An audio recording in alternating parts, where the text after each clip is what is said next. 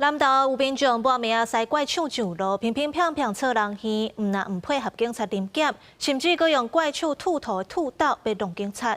加在这警察骹手没抓，经爬上怪手，甲锁匙拔掉，甲人掠去上班。若法院一审是判这个查甫人爱关1年。透早的车路顶，脚踏车行甲弄叫，警方赶来关心。小心哦！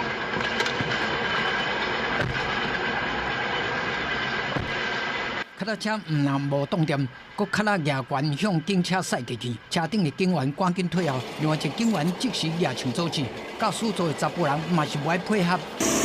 落车！注意啊！对落车跳下来呀！落车！落车！驾驶甚至想要用脚踏攻击，警员上准机会爬去驾驶座拔掉锁匙，佫出手压制查甫人。我放我的钥匙！啊，小心！你敢夸我吗？钥匙给我！老钱！啊！你要臭警察！啊！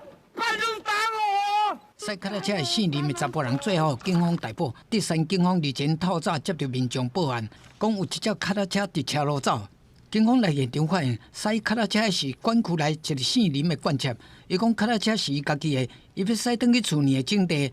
结果警方找到相关的工程行业者，业者讲脚踏车确实是叫用偷摕去的。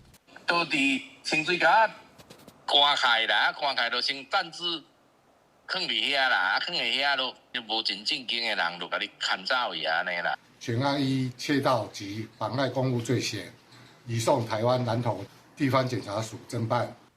警方甲姓林的查甫人移送法办，南投地院审理了后，依照窃盗罪、甲驾驶动力交通工具妨害公务罪，一审判姓林的查甫人有期徒刑1年。记者综合报道。